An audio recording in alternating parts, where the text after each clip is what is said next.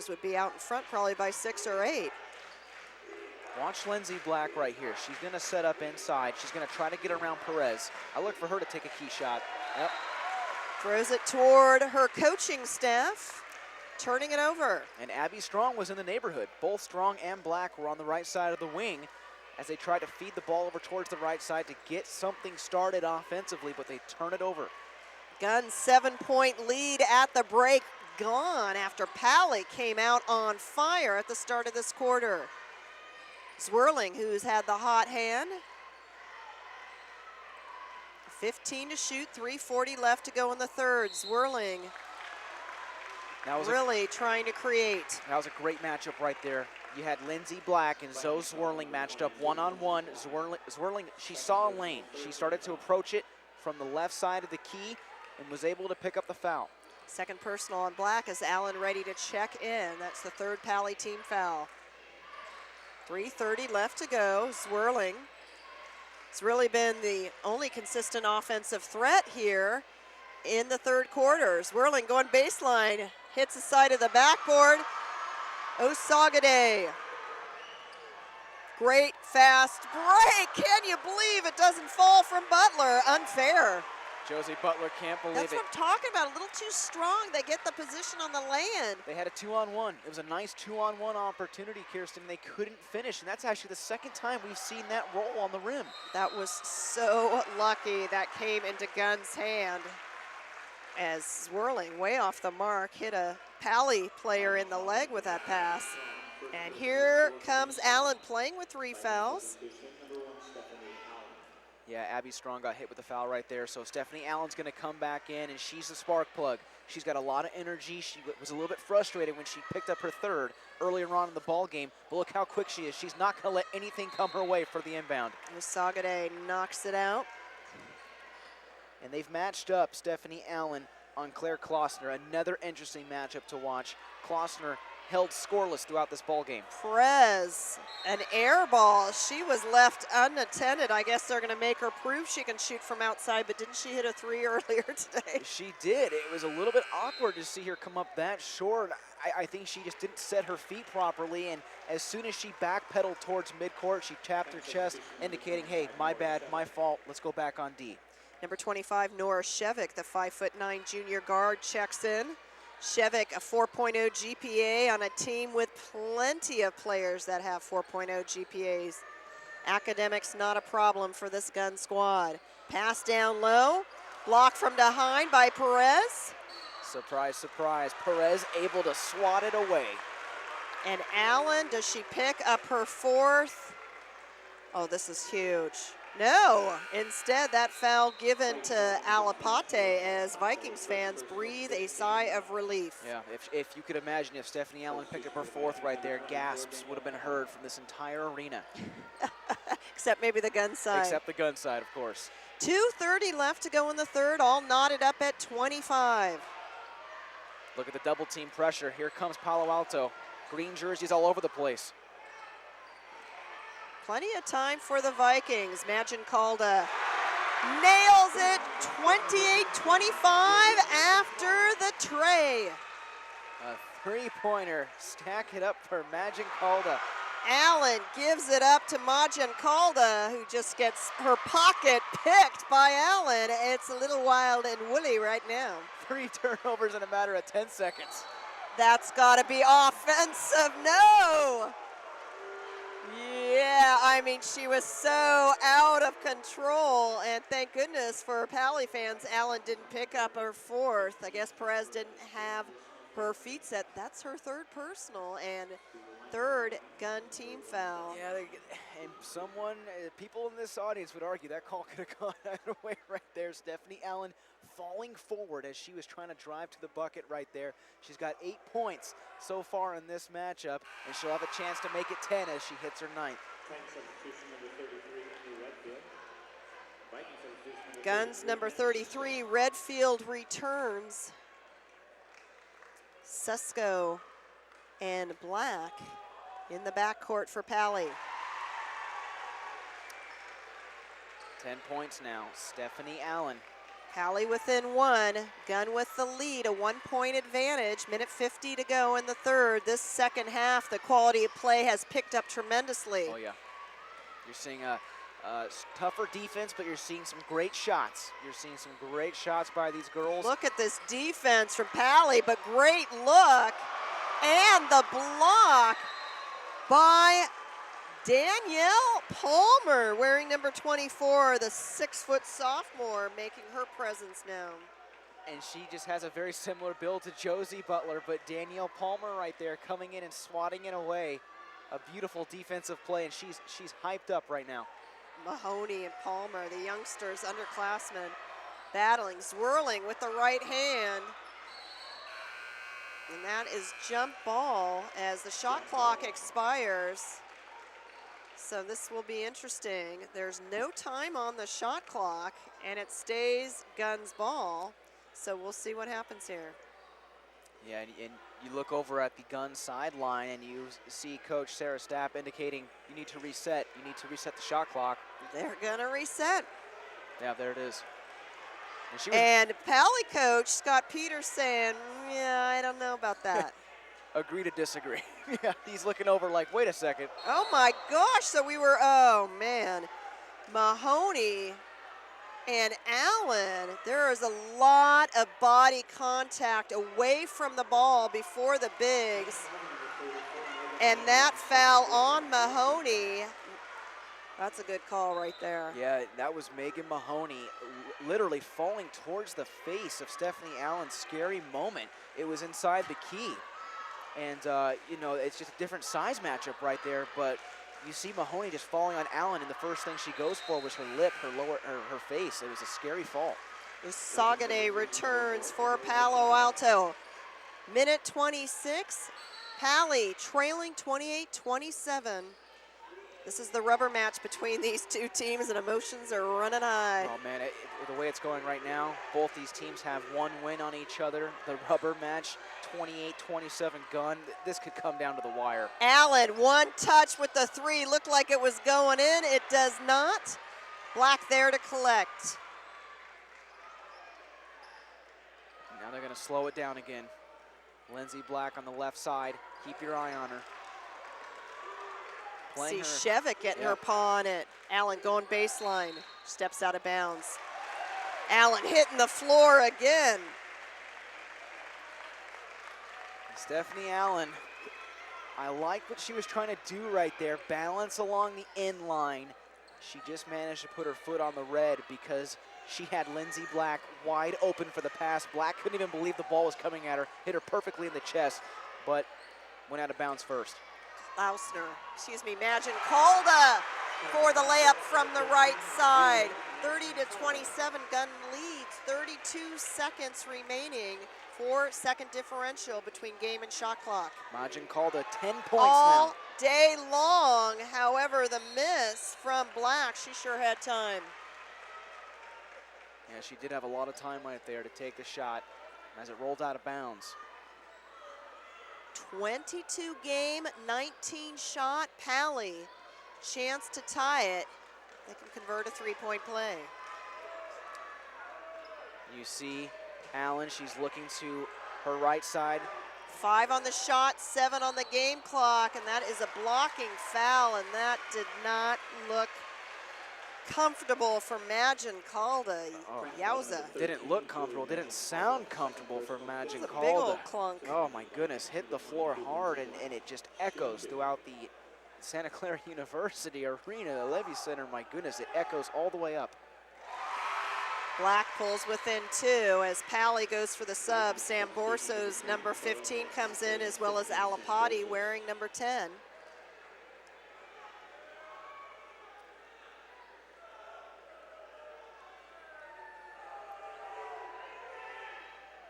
To a 2 effort, it's a 1-point ball game. 6 seconds left. Swirling can certainly go coast to coast in 6 seconds.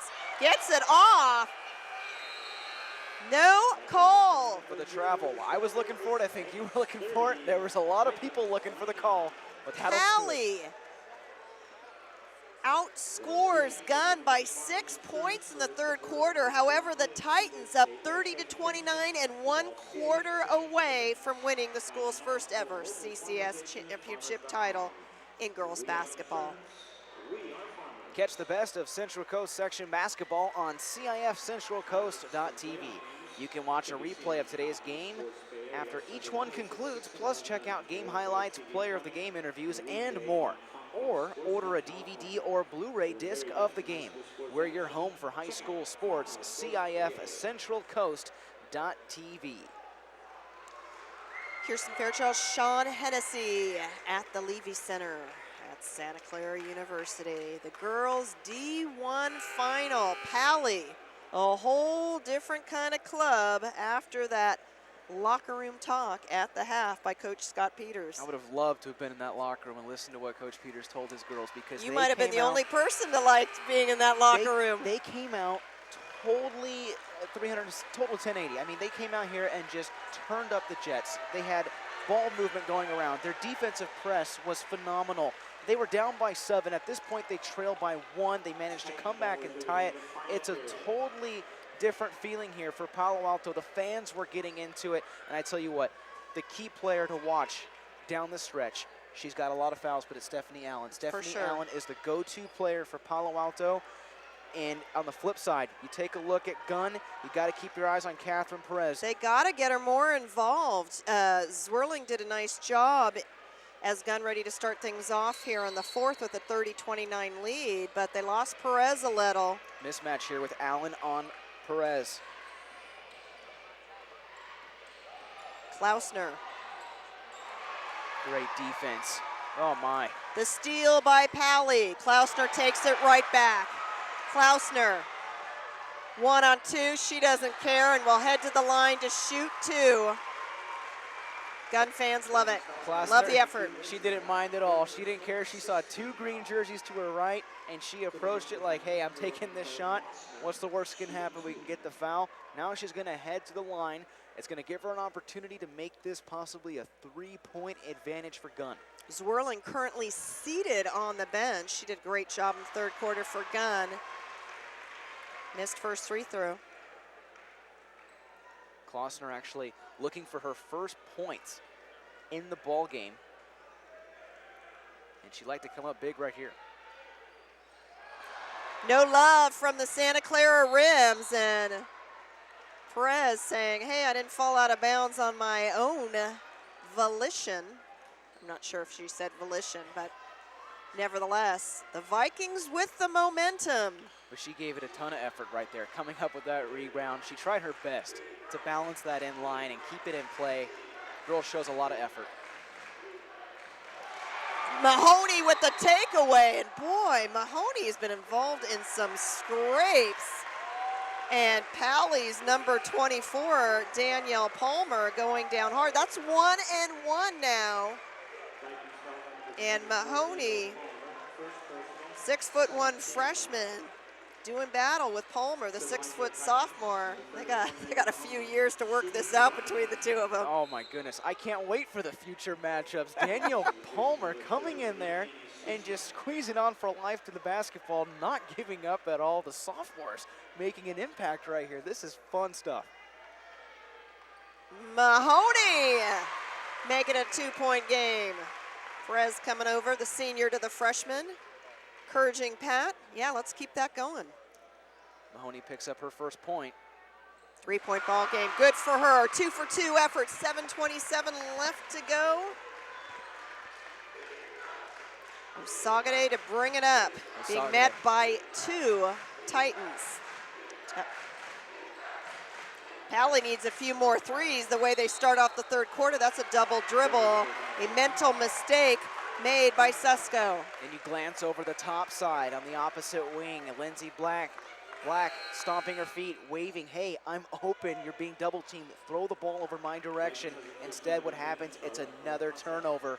I mean, in the first half, Palo Alto committed 10 big turnovers. You gotta wonder if that's something that's gonna possibly show up to haunt them here as this game dwindles down. Susko replaced by Strong in the lineup for Pally. Baseline open. Shot does not fall. Pally tries to save it. They're going to say Gunn's going to have a shot here. Perez is going to give the inbound. Keep your eye on 25, Nora Shevik. She's moving around, and Allen's playing her loosely.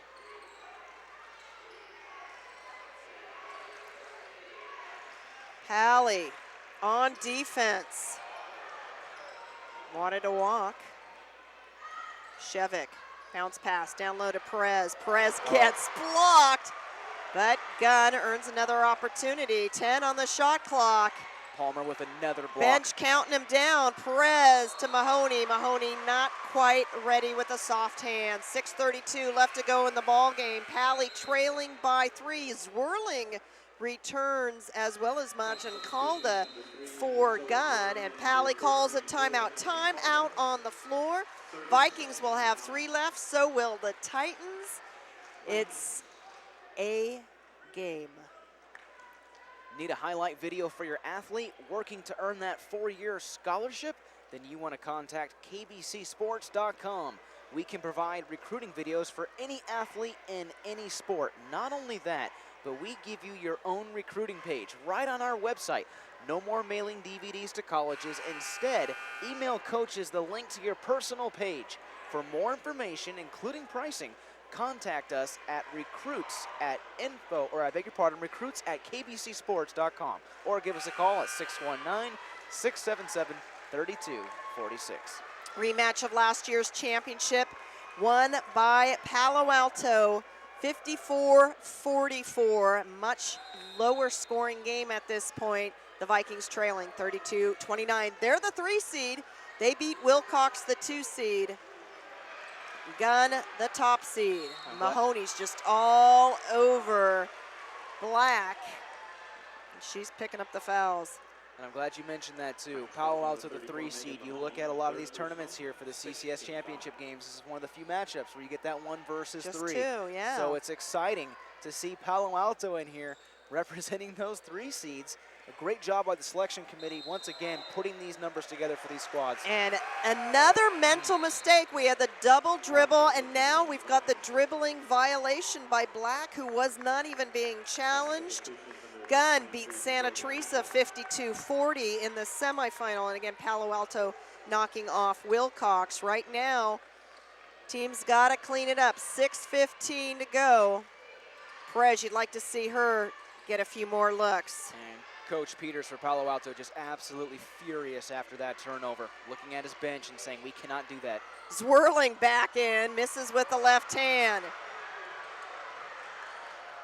Palo Alto, that's a walk, no call. Letting them play here in the 4th quarter. Several calls, I'm right there with you, that possibly could have gone in the direction. Slow down. Both these teams right now just trying anything they can to get that ball close to the glass. And going back to what you're saying, they just need to pace it right now. This game is too close to just speed up and just go right towards the rim. You've got to set up the offense and give it some time. And you can't be shooting yourself in the foot when you're behind. Yeah. That's gonna upset Gunn fans. Obviously, Klausner feels she had the ball deflected for her to be moving backwards. Coach Stapp noticed it. She walked right over to the official and indicated, hey, that was a tip. You can't give her the call on that. But instead, Palo Alto is going to get an opportunity that they cannot afford to turn it over. They've got to play some great basketball here. Threes not falling and Zwirling. And look on the other side of the floor. And Perez upset. Boy, you can't follow the ball here. There's so much action, so much physical play going on away from the ball. That's exactly what happened. Whistle blows. Perez pointing at Allen, who's laying on the floor. Allen to shoot 1 and 1. Is this the break the Vikings need? And not only that, a lot of action taking place at center court. You figure the ball is being taken down towards the three-point line, and you've got players falling down. You have balls that are being stripped. That's Missed where the action opportunity there. 5 and change to go. Gunn leading. Score stalled.